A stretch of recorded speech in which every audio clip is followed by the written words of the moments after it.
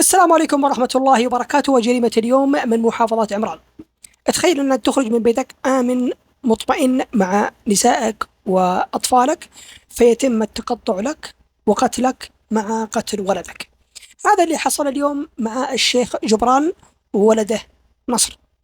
الشيخ جبران تعب أحد أبنائه الصغار حسب الأخبار التي وردت، فقرر أن يقوم بأخذ هذا الولد اللي تعبان مع أفراد أسرته، مع نسائه، مع بقية أبنائه، والتوجه إلى المستشفى كي يقوم بإسعاف ولده.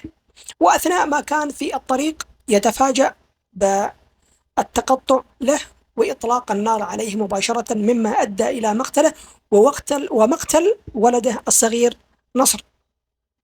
تم قتله أمام أطفاله وأمام نسائه بكل بشاعة، بكل تجرد من الإنسانية والإخلاق والأعراف والأسلاف والقبيلة وكل ما ممكن أنه أنت تتخيل.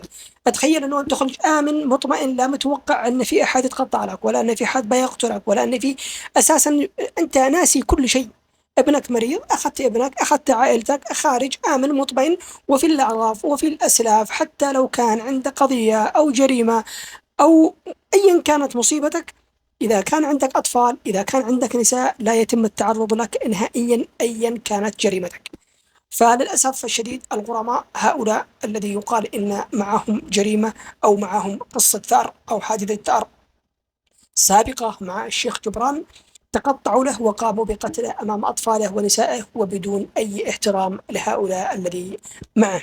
جريمة تبين لك مدى الوضع المأساوي والوضع المخزي الذي وصلنا له داخل الجمهورية اليمنية.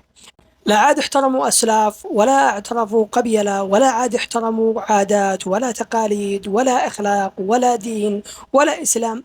كل شيء، أي حادثة ممكن تتوقعها أو تدخل في بالك تحصل عندنا. خلاص، أب يقتل ولده، ولد يقتل أبوه، هذا يقتل أمه، هذا يقتل صاحبه، هذا يغدر بأعز صديقه، هذا يقتل عشان 1000 ريال ولا عشان 500 ريال. هذا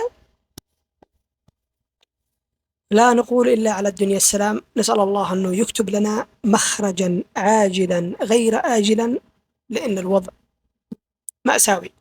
سلام.